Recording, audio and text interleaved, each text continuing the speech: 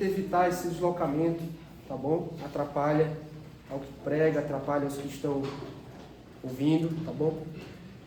Crianças, as crianças estão aqui para me lembrar do Alice. Crianças, vocês se lembram que a gente está ouvindo ou aprendendo com o apóstolo Paulo sobre a carta aos Gálatas? E a carta aos Gálatas, ela fala sobre o Evangelho. Ela fala sobre a graça do Evangelho. Lembra que na semana passada nós ouvimos, Asaf, viu João, que um pecador, Sara, ele é justificado, ele é declarado inocente diante do tribunal de Deus, ele é salvo, viu, Emanuel? Não pelo que ele faz, mas pela fé em Jesus.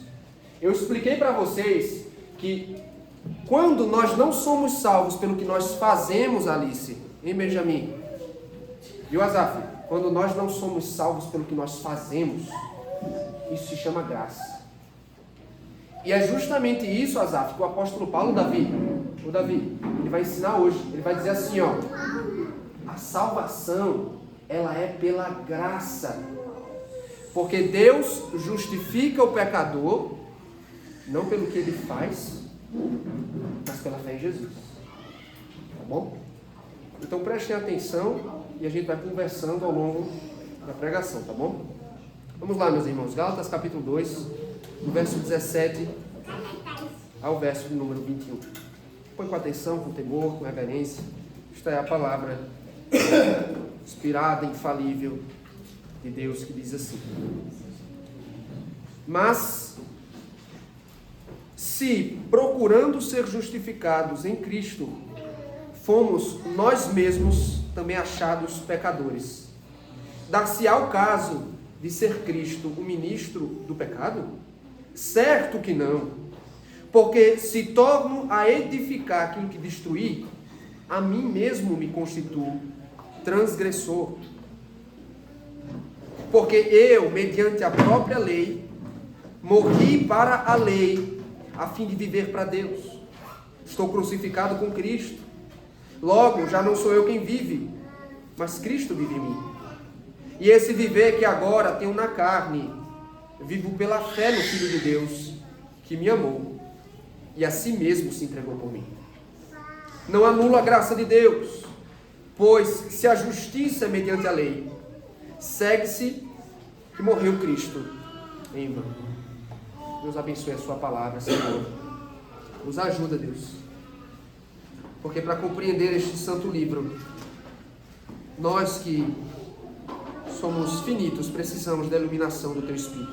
Ilumina-nos. Guarda-me, ó Deus, de ser impreciso ao pregar a Tua palavra. E que o coração e os ouvidos dos meus irmãos estejam abertos para entender e crer. No nome de Jesus. Amém. Então, por favor, irmãos, a atenção de vocês. Esse trecho, queridos, que nós estamos desde a semana passada, que é o trecho que vai do verso 11 ao verso 21, é um trecho que é fundamental para a carta aos Gálatas. Porque nesse trecho nós encontramos a tese central de toda a epístola. E o curioso é o fato de que o apóstolo apresenta e defende essa tese dentro do relato, ou dentro da ocasião em que ele relata a necessidade de repreender Pedro por sua postura condenável em Antioquia. Então, preste atenção, o que nós temos do verso 14 ao verso 21 é a fala de Paulo dirigida ao apóstolo Pedro. E ao confrontar a hipocrisia deste, Paulo faz uma breve exposição da natureza do Evangelho. Ouvimos na semana passada, queridos, versos 15 e 16 são os pilares desta exposição. Ele disse: judeus e gentios são justificados diante de Deus por meio da fé em Cristo. E o que nós temos do verso 17 em diante é um desdobramento dessa mesma verdade. Lembre-se, Paulo está respondendo à incoerência de Pedro, mostrando como a justiça revelada pela graça no Evangelho é contrária ao legalismo que busca justiça pelas obras da lei. Então aqui, meus irmãos, Paulo refuta as acusações ele desmonta a lógica problemática dos judaizantes, na qual Pedro havia caído, e na qual nós somos tentados a cair também, para confiar nas obras da lei. Então, o tema do sermão de hoje, por favor, guarde isso na sua mente, no seu coração. A graça exclui a justiça própria.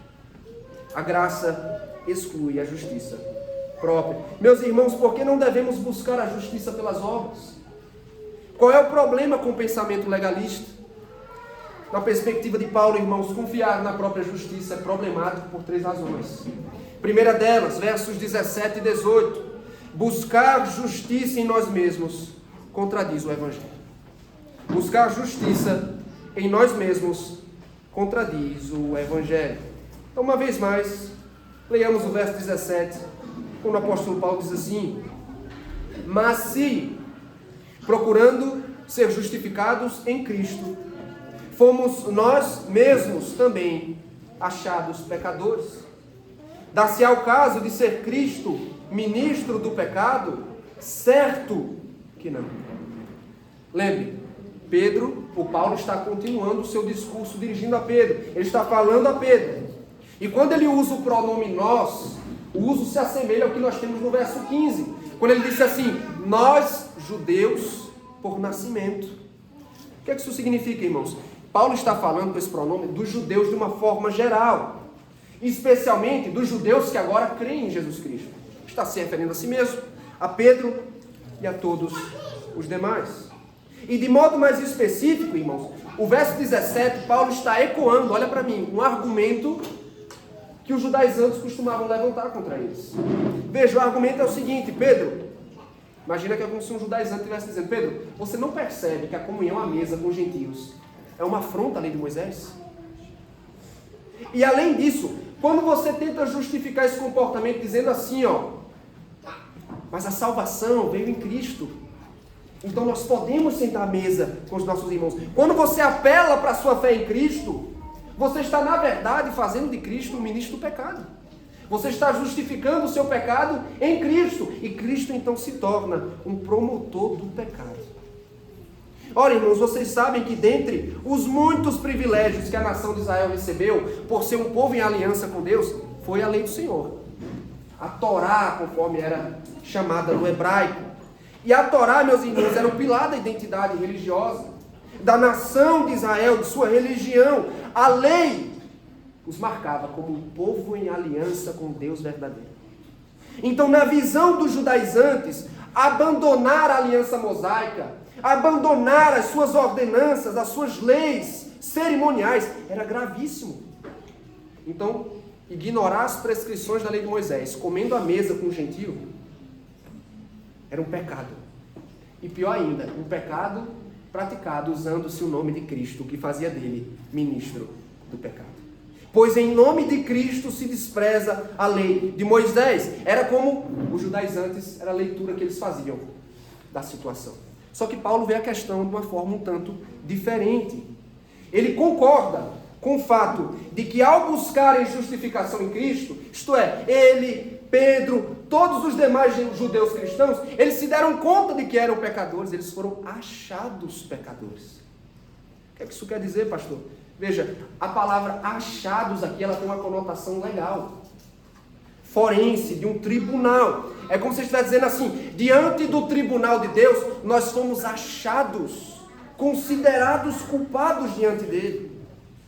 O que Paulo está dizendo é, igualmente, da mesma forma que os gentios, nós fomos achados diante de Deus como pecadores culpados diante de Deus, mesmo com todos os privilégios que a etnia de Israel possuía. O status, irmãos, de judeus e de gentios é o mesmo. Ambos são pecadores diante de Deus. Só que além deste fato, Paulo, Pedro e os demais que receberam o Evangelho compreenderam uma outra coisa fundamental, que eles não eram capazes de serem justificados pela própria obediência. Eles entenderam que a aliança do Sinai, a lei de Moisés, não poderia justificá-los diante de Deus. E é justamente nessa condição, como pecadores incapazes de serem salvos, que eles se voltam do judaísmo para Jesus, da observância à lei de Moisés para a justificação pela graça mediante a fé. Então preste atenção, ao se perceberem pecadores, os judeus, como Paulo, buscaram a Cristo. Eles abriram mão na confiança na carne. Eles abdicaram do mérito e da justiça própria por meio da observância da lei. E isso, meus irmãos, ao abandonar a confiança na própria justiça, isso não faz do Redentor ministro do pecado. Paulo responde essa blasfêmia com uma das negações mais intensas. Sabe quando você ouve um absurdo e você não tem condição de se conter? Às vezes você até grita, pasmo. É como se Paulo estivesse fazendo isso. Ele está dizendo, Deus me livre. Não pronuncie uma coisa dessa. Porque é uma blasfêmia gravíssima, irmãos. Quando os judeus sentam-se à mesa com os gentios, por exemplo, ele está dizendo, Cristo não está promovendo o pecado por uma razão muito simples, porque com a chegada do Evangelho é chegado o fim das leis cerimoniais, a salvação chega a todos os povos, então Cristo não está promovendo o pecado. A mesa e a comunhão com os gentios é sinal de que Cristo está promovendo a salvação, e é que a salvação está alcançando todas as nações da terra, conforme a promessa feita a Abraão. Então Paulo combate, ele diz, não fale uma blasfêmia dessa, Deus nos livre. Agora ele vai explicar melhor no verso 18 o raciocínio dele. Vamos ver o verso 18, acompanhe. Porque se torno a edificar aquilo que destruí, a mim mesmo me constituo transgressor. Perceba, irmãos, as palavras de Paulo só fazem sentido quando nós entendemos que o Evangelho, ele inaugurou uma nova era na história da redenção. Os judaizantes defendiam o pacto mosaico com unhas e dentes, suas leis e cerimônias, mas não entendiam uma coisa fundamental. O pacto mosaico, a aliança do Sinai, as obras da lei não eram capazes de salvar. Foi por isso um dos termos preferidos de Paulo no Novo Testamento, na plenitude dos tempos. No raiar da nova era, Deus trouxe a história da salvação ao novo capítulo. Então imagina um edifício, Deus abole as antigas cerimônias e estruturas da lei, para agora salvar e reunir para si um povo em Cristo. Então, na plenitude dos tempos, a salvação é oferecida não a uma etnia, não a um povo. A salvação é oferecida a todos os povos, unicamente por meio da fé em Cristo. Então, irmãos, quando Pedro abandona a mesa dos gentios, quando os judaizantes dizem assim, gentios, para vocês serem cristãos, para vocês serem realmente salvos, vocês precisam se submeter à circuncisão. Sabe o que é que está acontecendo, irmãos? Na linguagem de Paulo, eles estão reconstruindo algo que Deus destruiu. Eles estão presos às sombras da antiga aliança, quando a luz já nos é manifesta. E isso sim é promover o pecado. Essa sim é uma grande transgressão. Cristo não promove o pecado, mas aqueles que insistem em reconstruir os escombros da antiga aliança, estes promovem o pecado. Estes pecam contra Cristo, insistindo nas obras da lei como pré-requisito da salvação. Agora, por favor, olhe para cá. Como é que esse texto pode ser aplicado a nós? Aqui há uma única aplicação, irmãos, muito urgente e importante. Esse texto nos alerta quanto à tendência do nosso coração, preste atenção, à autossalvação. A tendência do coração humano à autossalvação. Meus irmãos, o Evangelho, você deve concordar comigo, o Evangelho é um golpe no estômago do orgulho humano. É um golpe no orgulho, porque o Evangelho diz, pecador, nenhuma das tuas obras cooperam para a tua salvação. Mas mesmo na cabeça do crente, irmãos, às vezes o crente tem relutância em aceitar isso.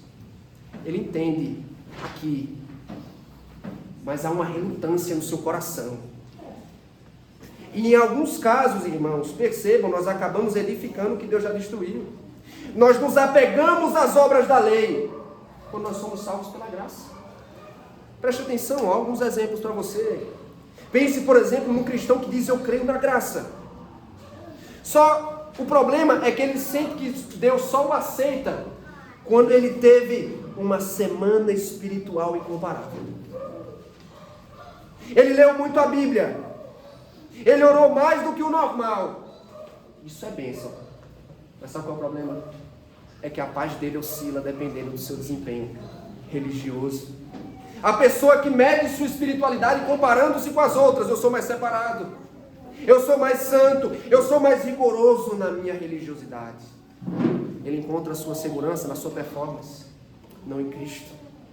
Igrejas que colocam denominação, ordem litúrgica, usos e costumes em pé de igualdade com o Evangelho, dizendo: se você não vestir uma saia, se você não raspar sua barba, você não é crente. O crente que após cair em pecado, ele pensa assim, veja se você não já pensou assim: não, agora eu preciso pagar pelo meu pecado, para então ter direito novamente à comunhão com Deus. Eu preciso sofrer um pouco, para então eu merecer novamente o Senhor. Pense no pai cristão, que ele crê na graça, mas ele diz assim, ele baseia a esperança da salvação do seu filho na rigidez da criação. Ele diz: se eu fizer do jeito certo, pela minha força, eles serão salvos.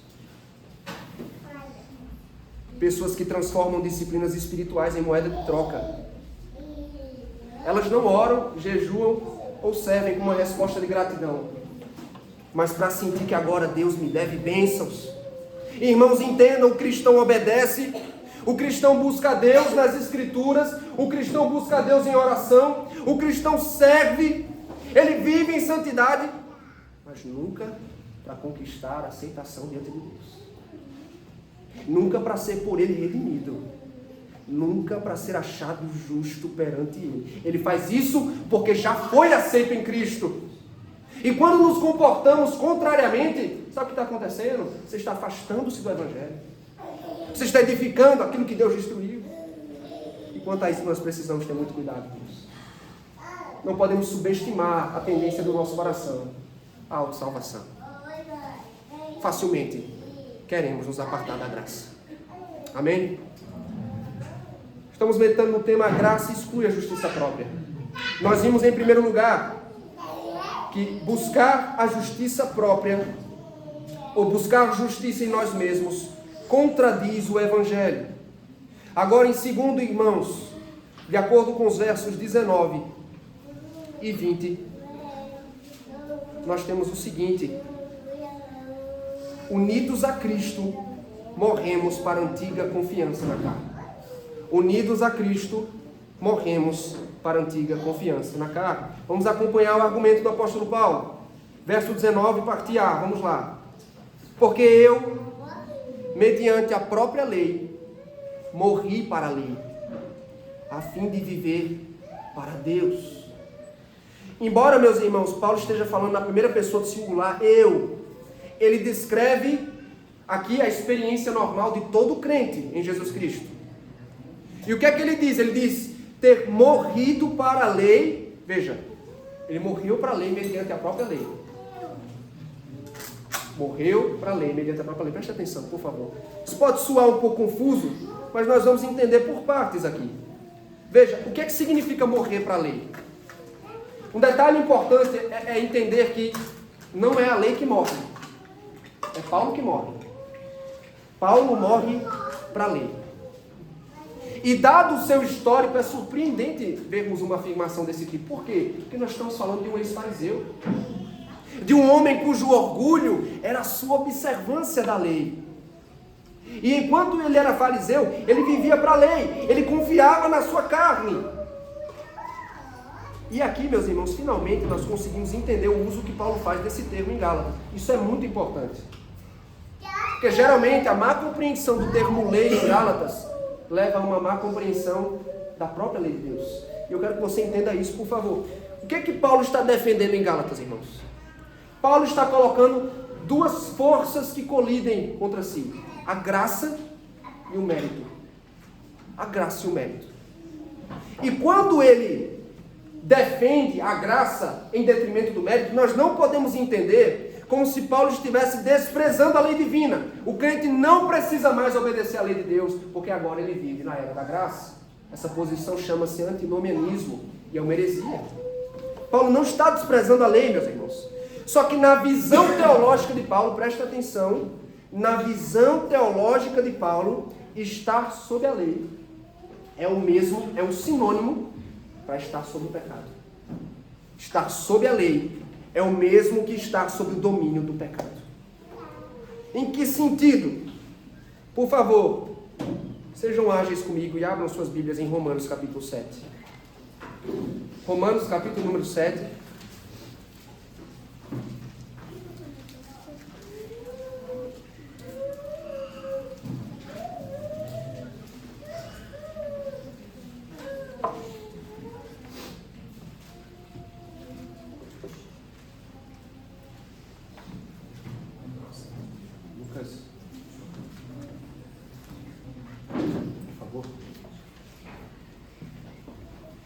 Romanos capítulo 7, versos 7 e 8, por favor. Agora, olha, acompanha a leitura. Olha o que diz o apóstolo Paulo, por favor. Que diremos, pois? É a lei pecado? De modo nenhum. Mas eu não teria conhecido o pecado, senão por intermédio da lei. Pois não teria eu conhecido a cobiça, se a lei não dissera, não cobiçarás. Mas o pecado, tomando ocasião pelo mandamento, despertou em mim toda sorte de concupiscência. Agora, versos 10 e 11 do mesmo capítulo. E o mandamento que me fora para a vida, verifiquei que este mesmo se me tornou para a morte. Porque o pecado, prevalecendo-se do mandamento, pelo mesmo mandamento, me enganou e me matou. Agora, por favor, olha para cá. Olha para cá para você entender. Meus irmãos, Paulo é muito claro. A lei em si não é pecado. E ela não foi dada por Deus com o propósito de provocar o pecado. No entanto, desde o primeiro pecado, ele tem assim sido usado, ou usada a lei, como um instrumento do pecado. O que é que eu quero dizer? É que o pecado e a carne aproveitam-se da lei para matar os que estão debaixo dela. E por que ela mata, pastor? É simples, porque o princípio da lei é transparente, cristalino. Obedeça perfeitamente. Você vai viver. Basta que você observe tudo que está na lei e você terá vida. E aí que está o aguilhão da lei. Por isso que ela mata todos os que estão sob o seu domínio. Porque ninguém é capaz de observar perfeitamente os seus mandamentos. E por isso estão sob a sua maldição mortal. Então, meus irmãos, só há uma forma. Só há uma forma de escapar da maldição da lei e do poder do pecado. Sabe qual é? Morrendo. Só morrendo. E é justamente o que Paulo diz ter acontecido a ele. Vocês perguntam, mas pastor, eu imagino, eu presumo que ele estava vivo enquanto escrevia esse texto. É claro, irmãos, ele está falando espiritualmente. Agora vamos para Romanos 7 de novo. Ó. Verso de número 4. Acompanhe a leitura. Assim, meus irmãos, também vós morrestes relativamente à lei por meio do corpo de Cristo. Só há uma forma, meus irmãos, do crente morrer para a lei. Escapar do seu domínio tirânico, escapar da sua maldição mortal. É morrendo ou estando unido a Cristo em sua morte. Unido a Cristo. Paulo morreu, veja, Paulo morreu para a lei, porque em Cristo Deus cumpriu a pena da lei nos crentes. A lei exige que todo aquele que não atenda às suas exigências morra, pois o salário do pecado é a morte. E foi isso que levou o Salvador ao Calvário. Tanto que no próprio texto de Gálatas, olha só, o apóstolo Paulo diz assim: Cristo nos resgatou da maldição da lei, fazendo-se Ele próprio em maldição no nosso lugar. Cristo submeteu-se, irmãos, à pena mortal da lei. Ele morreu, e enquanto morria, Ele cumpria no corpo dele a pena da lei. Por Paulo, por Pedro e por todos os demais crentes nele. Então veja, Paulo morreu para a lei no corpo de Cristo. Mas o texto diz também assim, ó, ele morreu para a lei mediante a própria lei. Como assim? Morrer para a lei mediante a própria lei. É muito simples, olha só. Ele está dizendo que nisso tudo a lei é perfeitamente cumprida. A lei é perfeitamente cumprida. Veja, Gálatas capítulo 4, vamos voltar agora para o texto de Gálatas.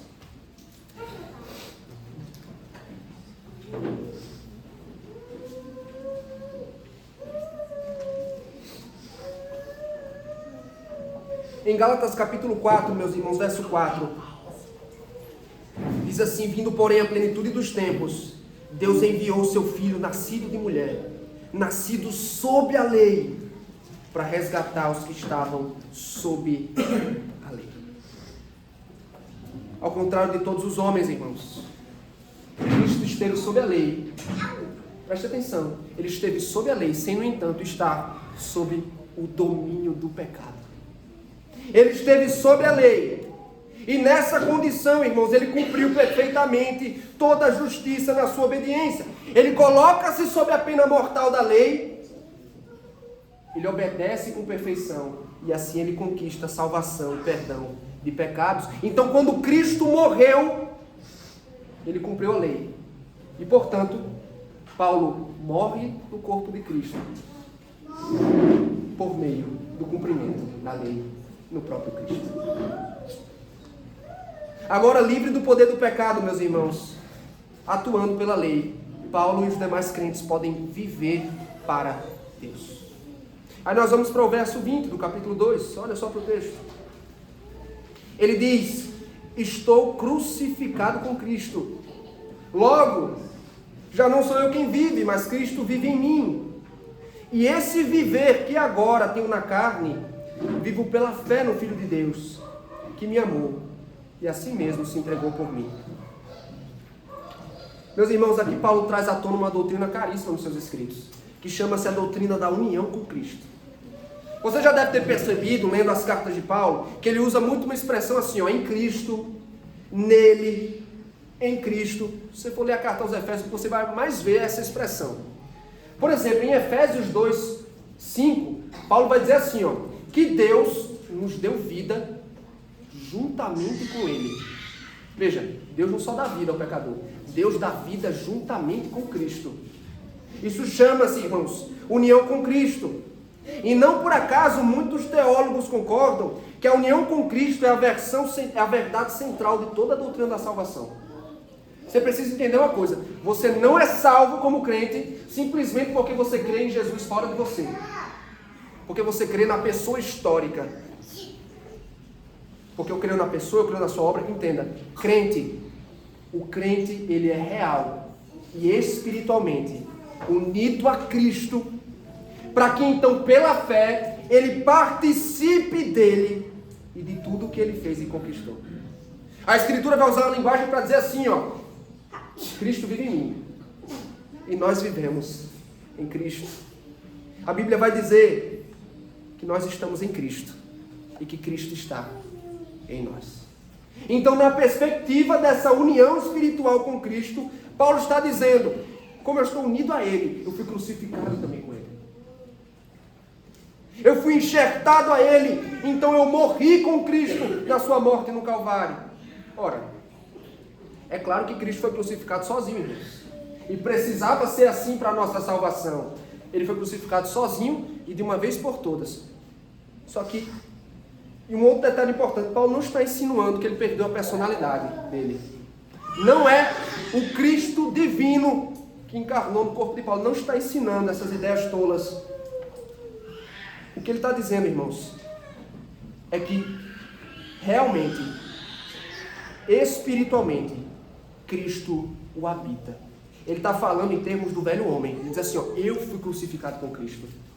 O velho homem, o Adão, que representa o domínio do pecado, o homem subjugado pela carne, este homem, quando Cristo foi pregado na cruz do Calvário, este homem morreu, padeceu no corpo de Cristo, e agora, Paulo é uma nova criatura, pois a vida de Cristo lhe foi dada, e não só a vida de Cristo, o próprio Cristo vive nele pelo seu Espírito.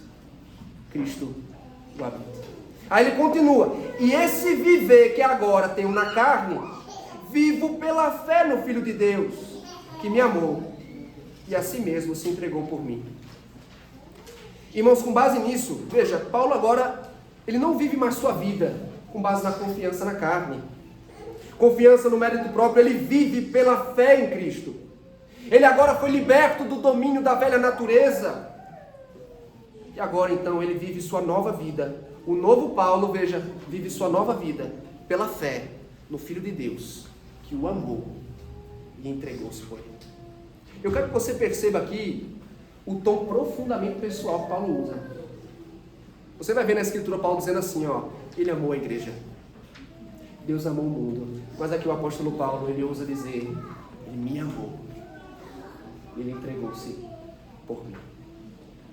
A sua vida na fé, irmãos, é encorajada pelo fato que Cristo doou-se sacrificialmente, dando grande prova de seu amor por ele dessa forma. Então veja, qual é o coração do Evangelho? O sacrifício substitutivo do Senhor Jesus. Isto é um pilar, irmãos, na doutrina da justificação que Paulo defende. Por favor, acompanhe as aplicações desse ponto do sermão. Preste atenção. Primeira, a união com Cristo transforma nossa identidade, nossa segurança e o nosso viver. Por favor, a união com Cristo transforma a nossa identidade, a nossa segurança e o nosso viver. Meu irmão, você, como crente, você precisa entender que na união com Cristo a sua identidade foi sempre transformada. Você vê essas pessoas do mundo com essa conversa de autodescoberta, né? Eu preciso me descobrir. Eu preciso descobrir quem eu sou, qual é a minha identidade. O crente, ele não perde tempo com essas coisas. Sabe por quê? Porque em Cristo nós já temos uma identidade definida. Nós não ficamos nos perguntando quem nós somos, o que é a nossa vida, porque a Bíblia diz o que nós somos. Nós somos cristãos. O que é a vossa vida? A vossa vida é Cristo. Eu não estou dizendo que um cristão perde sua personalidade, ele abre mão de suas preferências, gostos, eu não estou dizendo isso. Eu estou dizendo que a nossa vida e identidade não são mais definidas por nós. Não são mais definidas pelo mundo ao redor cristão. Você não é definido pelo teu sucesso no trabalho. Você não é definido pela vocação que você trabalha. Você não é definido pela aprovação e prestígio das pessoas. Você não é definido pelos bens que possui, muito menos pelo teu desempenho religioso. Você foi unido a Cristo pela fé. E agora a tua identidade, olha para mim, a tua identidade e o teu valor estão em Cristo. Cristo é a vossa vida. Cristo é a vossa vida. Por isso, meus irmãos, Paulo tem um conselho, uma exortação, na verdade, aos Colossenses. Ele diz assim: pensai lá nas coisas do alto, não nas daqui da terra. Porque morrestes, olha só a linguagem, morrestes, e a vossa vida está oculta com Cristo em Deus. Sabe por que às vezes você fica confuso, você se pergunta assim, quem eu sou? Onde está o meu valor? O que é a minha vida? Sabe qual é o problema? Sabe por que muitas vezes nós andamos confusos para dar resposta a essas perguntas? Porque você está olhando para baixo para responder as perguntas. E essas são perguntas que se respondem olhando para cima. Onde está oculta a tua vida? A tua vida é Cristo. A tua vida é Cristo. Só que a nossa união com Cristo, irmãos, também fundamenta nossa salvação e segurança. Calvino disse sobre essa doutrina, ouça só, ele disse, devemos entender que enquanto Cristo permanecer fora de nós, e estivermos separados dele, tudo o que ele fez e sofreu para a salvação da raça humana permanece inútil e de nenhum valor para nós mesmos. Isso aqui é uma aplicação mais doutrinária, preste atenção. Você precisa, irmão, ser enxertado em Cristo. Você precisa ser unido a Ele para receber, não só o que Ele fez, mas para receber sua própria pessoa. E essa união acontece simultaneamente à regeneração, realizada pelo Espírito Santo. E por causa da união com Cristo, todo o processo da salvação dá seguimento. É porque estamos unidos a Cristo que somos regenerados, que nos é dada a fé, que somos justificados, que somos adotados, que somos santificados. É na união com Cristo que nos é dada a perseverança. É na união com Cristo que seremos ressurretos e glorificados. Porque estamos, irmãos, real e espiritualmente unidos a Cristo. E então tudo nos é dado em Cristo. Paulo usa essa linguagem, ali é Romanos 6, depois ele vai dizer, eu fui morto e sepultado com Cristo. Quando Cristo morreu, eu fui sepultado, meu velho homem foi morto e sepultado. Mas quando Cristo ressuscitou, eu ressurgi com Ele da tumba para a novidade de vida. Eu estou unido a Cristo. E estando unido a Ele, irmãos, tudo que Cristo fez é contado a meu favor. Sua morte é a minha morte. Sua ressurreição e vida são a minha vida. E isso tem implicações, olha só, preste atenção. Isso tem implicações para como você vive sua vida cristã. Se nós estamos unidos a Cristo, nós vivemos para Cristo. O velho eu morreu, então por que você vive sob o domínio do pecado? Eu não posso mais viver, meus irmãos, em torno de prazer e prestígio. Eu não vivo em função da minha vontade. Eu vou viver para fazer os meus sonhos, cumprir meus objetivos. Eu vivo para a glória de Cristo. Eu vivo para fazer a vontade de Cristo. Eu vivo para que o reino de Cristo venha. Eu vivo para fazê-lo conhecido e desejado no mundo. Irmão, não tem mais isso não. Não existe a minha vida com Deus e a minha vida pessoal. Esqueça isso. Sua identidade está em Cristo. Sua vida é de Cristo. Sua vida é de Cristo. Viva para Ele. Viva para Ele. Como é que nós temos vivido, meus irmãos? Isso faz sentido para a vida que temos tentado levar? Ou a nossa vida demonstra haver uma incoerência na nossa união com Cristo, no nosso viver caído? Segundo lugar, meu irmão, ouça, o Salvador o ama. Ele entregou-se por você. Olha só, entenda uma coisa. Quando o ministro está pregando, eu não sou Cristo, irmãos, longe de mim. Mas Cristo está usando os meus lábios para falar com vocês agora. Então imaginem, como se não, Cristo estando aqui, representado pela pessoa e pela boca do ministro, para dizer a você o seguinte: ouça, Cristo o ama. Cristo ama. Cristo entregou-se por você. Você vai ler a Bíblia diversas vezes, você vê o amor de Deus tratado em termos gerais. Deus amou o mundo, Deus amou a igreja. Mas, meus irmãos, o que Paulo diz de si mesmo, todo crente pode dizê-lo. Você pode dizer assim: Ele me amou e entregou-se por mim. Cristão, ouça, Cristo o amou profundamente. E como é que Ele fez, pastor? Nós fomos treinados a pensar o amor pelo que sentimos. Você vai medir o amor pelo que nós sentimos. Então, quando eu sinto, eu amo. É o que muitos crentes, inclusive, costumam acreditar. E é por isso, você vê, relacionamentos são tratados como nada. Pessoas descartam umas às outras, porque se amor é reduzido à emoção, basta cessar a emoção, cessam-se também os relacionamentos. Mas não é como a Bíblia fala de amor, meus irmãos. A Bíblia tem uma palavra, irmãos, os autores bíblicos têm uma palavra poderosa para falar de amor, que se chama ágape. O amor ágape, queridos, é o amor que doa a própria vida. É o amor, não é aquele amor que fica só na palavra, que diz assim: eu te amo, mas é incoerente, é mentiroso. É o amor de fato e de verdade. É o amor da pessoa que está disposta a doar a vida, a morrer pelo objeto de seu amor. E veja, quando Paulo vai falar do amor de Cristo, qual é a palavra que ele usa? Amor ágape. Cristo amou e Ele entregou-se por mim. E isso, meus irmãos, faz do amor de Cristo algo surpreendente. Porque o apóstolo Paulo diz aos Romanos: mas Deus, ouça, prova o seu próprio amor para conosco, tendo Cristo morrido por nós, sendo nós ainda pecadores. Irmãos, vamos ser honestos. Você acha que você é flor que se cheire diante de Deus? Você acha que nós, aqui ó, gente, olha como eu estou elegante. Você acha que eu sou cheirosinho, bonitinho para o Senhor? Você acha que há algo de amável no pecador? O que torna o amor de Deus surpreendente é que Deus olha para o objeto de seu amor e não é nada amável nesse objeto. Pelo contrário, ele é desprezível, ele é repugnante, ele é obstinado, rebelde, miserável pecador. E o que é que Deus faz, irmãos? Deus olha para um objeto dessa natureza, para uma criatura, e Ele soberanamente, Ele deliberadamente, Ele entrega-se por pecadores não amáveis. Não há nada, irmãos, em nós que despertasse o amor de Deus. Cristo não estava apaixonado por nós quando foi à cruz do Calvário. Ele o foi porque estava resoluto, decidido a doar sua vida em favor daqueles que o Pai escolheu.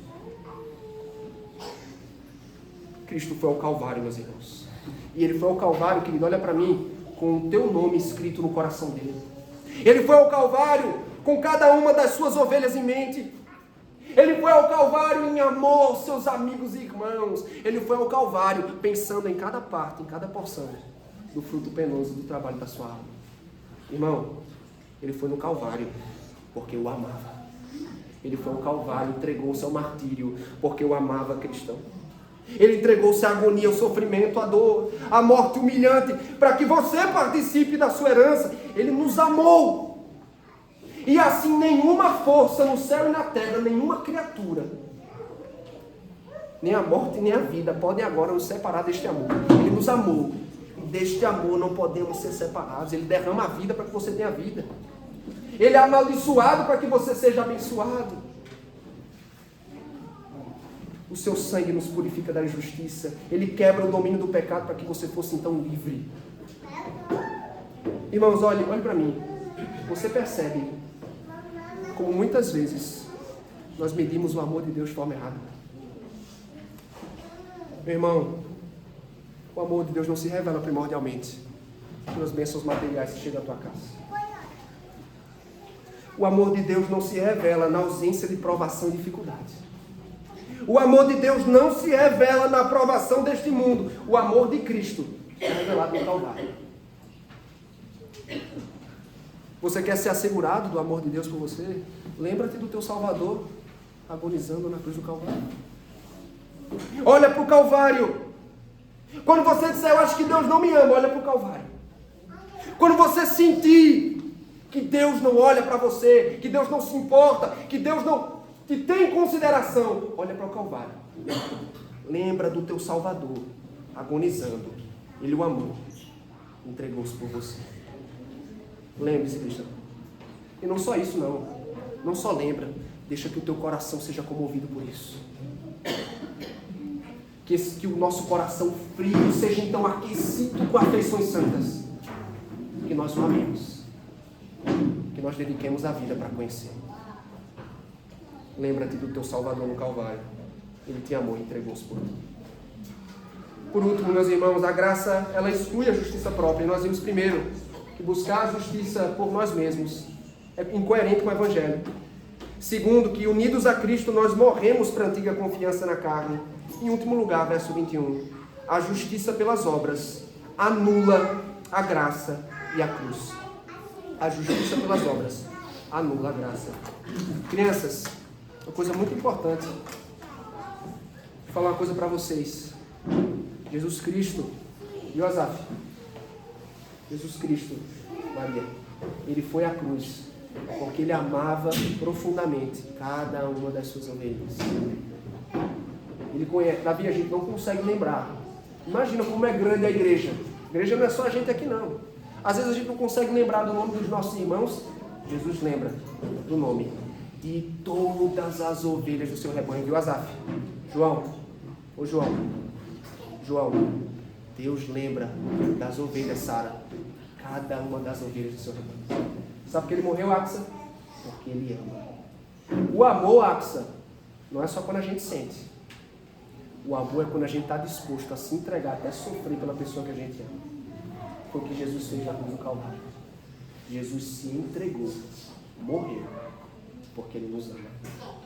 Amém a Jesus. Amém a Jesus, tá bom? Vamos lá, meus irmãos. Vamos ler o verso 21. A justiça pelas obras anula a graça e a cruz. Ele conclui o argumento dele dizendo, não anula a graça de Deus, pois se a justiça é mediante a lei, segue-se que Cristo morreu, Cristo em vão. Meus irmãos, nós temos aqui o resumo de todo o argumento. E se a gente pudesse resumir a carta aos Gálatas, está aqui, no verso 21. O que é que os judaizantes queriam fazer? Eles queriam suplementar, complementar a obra de Cristo pelo mérito próprio. Então preste atenção, olha para cá. Exigia a circuncisão, exigia a observância das obras da lei, por parte dos gentios para que fossem salvos, é perverter o Evangelho. Aí ele levanta uma suposição.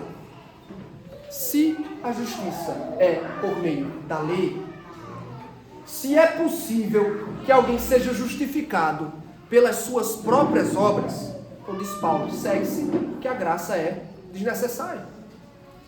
Não há necessidade da graça, irmãos, porque a graça é o favor imerecido a pecadores incapazes de serem salvos.